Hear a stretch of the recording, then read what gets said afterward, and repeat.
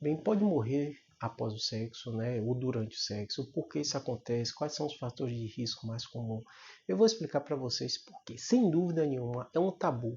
E um trauma muito grande, eu vejo aqui nos comentários, quando a gente pergunta, eu morro de medo de durante a atividade morrer, ou pessoas que saem casos, né, de pessoas que em motel, em hotel, em algum momento durante a atividade sexual, teve casos até de famosos, né, de jogador de futebol e tal, que depois do ato sexual morreu.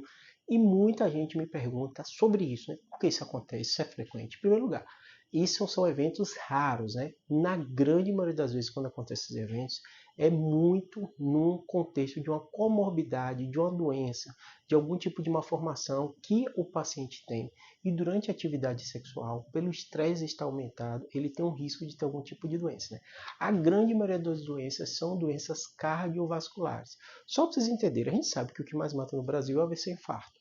Normalmente, quando você vê número de mortes, você não imagina como aquela pessoa morreu.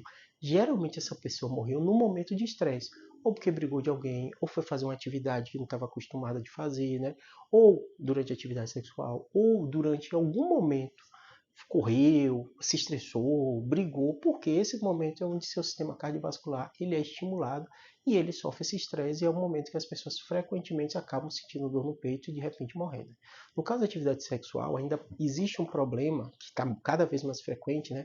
O uso das medicações, às vezes sem orientação médica, de impotência, e às vezes pessoas com comorbidades, com doença, acabam usando, né, os famosos Adalafila, o Azulzinho, o Viagra, tudo isso, que são vasodilatadores, que depender do seu contexto, você tem que usar com orientação médica, né?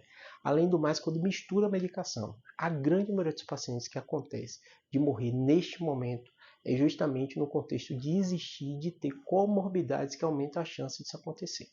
Existem casos, né, como aconteceu e saiu na imprensa em todo lugar, e vocês mandaram aqui comentários, né, de situações de uma atividade normal de pessoas jovens, de ter variações anatômicas no órgão sexual feminino e gerar algum tipo de ruptura. Isso é raríssimo, raríssimo de acontecer. Mas, obviamente, o paciente que acompanha com o ginecologista, faz toda a avaliação, ele vai provavelmente identificar algumas situações. Mas isso é o raro de acontecer. O mais comum são problemas vasculares, né? Obviamente, existem condutas e manejos que introduzindo objetos, as coisas que aí é muito arriscado, porque você pode ter ruptura, né, de regiões ali que são sensíveis, né, dos órgãos sexuais, então tem que ter muito cuidado com isso.